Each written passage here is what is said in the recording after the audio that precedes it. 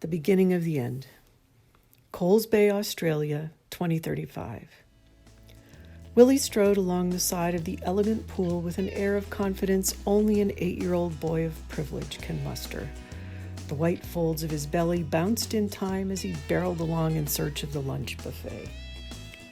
A thin girl about his age ran backwards in the opposite direction, ready to catch the beach ball thrown by her sister from the pool.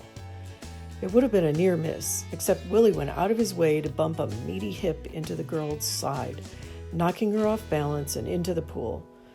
She came up spluttering, looking around to see what had happened, but Willie had spotted the cafe and was long gone. Willie's mother lounged near the pool with some friends, trading gossip over pedicures. Someone had tuned into a radio station, and the Australian talk show clashed with the New Age music playing discreetly on the lofty piano. Professor Johnson, can you fill us in on your recent findings concerning solar flare activity? What is a solar flare exactly? Well, you see, a solar flare is, essentially, an explosion at the surface of our sun, which releases huge amounts of energy, including radio waves, gamma waves, and, of course, heat. Beyond the patio stretched an exquisite desert garden, which gave way to a broad stretch of white sand. Past the pristine beach lay the great blue Tasman Sea, calm and cool under the brilliant January sky. Now, the sun normally goes through cycles of increasing and decreasing solar flare activity, but what we've found in the past few years, you see, and most particularly in the last few weeks, I'd say is simply extraordinary. Orders of magnitude beyond any amount of activity previously recorded. Willie headed back towards his mother, mindful of his large plate piled high with the lunch meats, fruits, and pastries. When his mother spotted him, she called out, "Willie, come over here. You're turning pink. Bring me the sunscreen." Ignoring her, Willie plopped down in a chair and set to work on his lunch.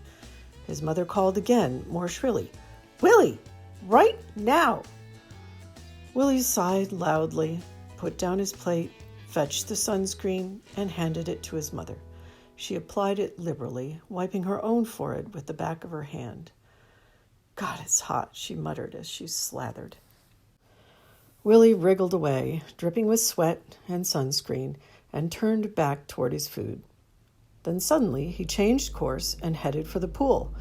He toppled in with a large splash.